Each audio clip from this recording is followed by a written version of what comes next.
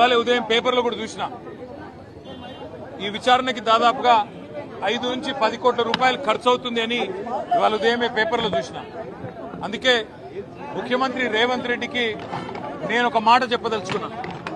రేవంత్ రెడ్డి గారు, మీరు మీ కక్ష సాధింపు చర్యల్లో భాగంగా మీ మీద ఏసీబీ కేసు ఉన్నది కాబట్టి నా మీద ఏసీబీ కేసు బనాయించినావు, నీ మీద ఈడీ కేసు అయింది కాబట్టి నా మీద ఈడీ కేసు పెట్టినావు. ఏం ఇబ్బంది లేదు, నువ్వంటే దొరికినోనివి, నేనంటే నిజాయితీ పరుణ్ణి, ధైర్యం ఉన్నాను కాబట్టి ఎదుర్కొంటా. కానీ ఈ 5 కోట్లు 10 కోట్లు ప్రజాధనం ఏదైతే వృధా అవుతున్నదో ఆ 10 కోట్ల రూపాయలతో బ్రహ్మాండంగా ఇంకొక 500 మంది రైతులకు రుణమాఫీ చేయొచ్చు. ఆ 10 కోట్ల రూపాయలతో దాదాపు 2500 మంది పెద్ద మనుషులకు పెన్షన్లు ఇవ్వచ్చు. అందుకే రేవంత్ రెడ్డి గారికి నేను ఒక ఆఫర్ ఇస్తా ఉన్నా.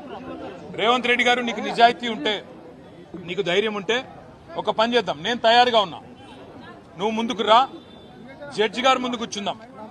ఏసీబీ జడ్జి అయినా, హైకోర్టు న్యాయమూర్తి గారైనా, లేదా మీకు ఇష్టమైన న్యాయమూర్తి ఎవరి ముందైనా కూర్చుందాం. మీ మీద ఏసీబీ కేసు ఉంది, నా మీద ఏసీబీ కేసు ఉంది. నీ మీద ఈడీ ఛార్జ్ షీట్ చేసింది, నా మీద ఈడీ విచారణ జరుగుతున్నది. మీరు మొత్తం ఈ టీవీలు అన్నీ ఉన్నాయి కదా, మొత్తం మీడియా ఉంది కదా, లైవ్ టీవీ పెట్టండి. నేను రేవంత్ రెడ్డి గారు ఇద్దరం కూర్చుంటాం న్యాయమూర్తి ముంగట. మీరు ఏ ప్రశ్నను అడగండి కేసుకు సంబంధించి, ఆయన కేసు నా కేసు. ఇద్దరికి లై డిటెక్టర్ పరీక్ష పెట్టండి. ఇద్దరికి కూడా లై డిటెక్టర్ పరీక్ష పెట్టండి. మొత్తం రాష్ట్ర ప్రజలందరూ చూస్తుండగా ఒక 50 లక్షలు 20 లక్షల రూపాయలు ఒడిసిపోతుంది. లేకపోతే ఈ 10 కోట్ల రూపాయలతోని అనవసరంగా ప్రజాధనం దుర్వినియోగం అయ్యే విధంగా, ఇంతమంది ఉన్నతాధికారుల టైం వేస్ట్ అయ్యే విధంగా, ఇంతమంది మీడియా సంస్థల టైం వేస్ట్ అయ్యే విధంగా ఈ కక్ష సాధింపు విచారణ మంచిది కాదు. నేను రెడీగా ఉన్న రేవంత్ రెడ్డి, నీకు ధైర్యం ఉంటే ముందుకు రా.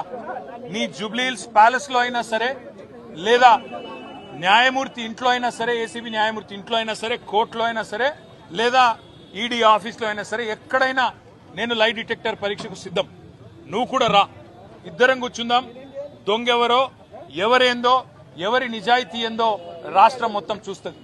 నీకు ధైర్యం ఉంటే వెంటనే నిర్ణయం తీసుకో. డేట్ నువ్వే చెప్పు, టైం నువ్వే చెప్పు, ప్లేస్ నువ్వే చెప్పు, నేను వస్తా. నిజాయితీగా నా చేయిస్తా. నువ్వు లై డిటెక్టర్ పరీక్ష పెట్టి నువ్వు కూడా పెట్టుకొని కూర్చో. ఎవరు ఏందో రాష్ట్ర ప్రజలకు తేలుతుంది.